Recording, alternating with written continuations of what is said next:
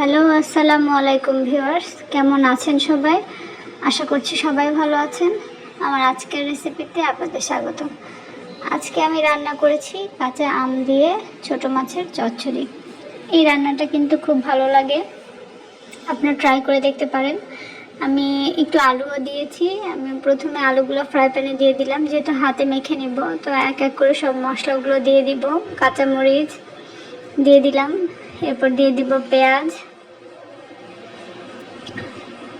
পেঁয়াজগুলো একটু ভেঙে ভেঙে দিচ্ছি। এরপর দিয়ে দিব কুচানো রসুন, লবণ। আমি এখানে কোনো বাটা মশলা ইউজ করব না, সব কাটা মশলা আর গুঁড়া মশলা দিয়ে রান্নাটা করেছি। দিয়ে দিলাম হলুদ গুঁড়া, সামান্য মরিচ গুঁড়া, ধনে গুঁড়া আর জিরা গুঁড়া। এখন তেল দিয়ে সব মশলার সঙ্গে আলু, পেঁয়াজ, কাঁচামরিচ সব মশলাগুলো ভালো করে মেখে নেব। হাত দিয়ে চটকে খুব সুন্দর করে মেখে নিতে হবে।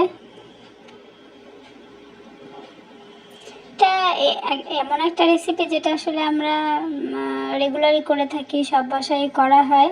এটার স্পেশালিটি জাস্ট শুধু কাঁচা আম দিয়ে রান্না করা হয়েছে, এতটুকুই। এছাড়া আমরা যেভাবে আসলে ছোটো মাছের চচ্চড়ি রান্না করি হাতে মেখে সব মশলা দিয়ে, এই রান্নাটাও ঠিক সেভাবেই করা হয়েছে। আমি আজকে ইউজ করেছি এখানে ফ্যাসা মাছ। এটা হয়তো অনেকে অন্য নামেও জানতে পারেন।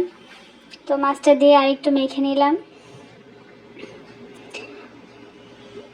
মাছ দিয়ে মশলার সঙ্গে আরেকটু ভালোভাবে মেখে নিয়ে তারপরে আমি খুব সামান্য পানি দিয়ে দেব। আর উপর দিয়ে আমি কুচানো আমগুলো দিয়ে দিচ্ছি। আমগুলো ঠিক আলুর থেকে একটু বড় বড় করে কেটে নিয়েছি। খুব বেশি দেওয়া যাবে না, তাহলে অনেক বেশি টক হয়ে যাবে। এবার আমি একদম সামান্য হাত ধোয়ার মতো কিছু পানি দিয়ে চুলায় বসিয়ে দিলাম। এখন এটা ঢাকনা দিয়ে ঢেকে রান্না করে নেব পানি শুকিয়ে যাওয়া পর্যন্ত। এই চচ্চড়িটা একদম শুকনো শুকনো করে রান্না করলেই খেতে বেশি ভালো লাগে আর টেস্টটাও ভালো আসে। তো আমার রান্নাটা প্রায় শেষের দিকে। যেহেতু আমি কাঁচা আম ইউজ করেছি, এজন্য আর ধনেপাতা ইউজ করছি না। আপনারা চাইলে ধনেপাতা ইউজ করতে পারেন।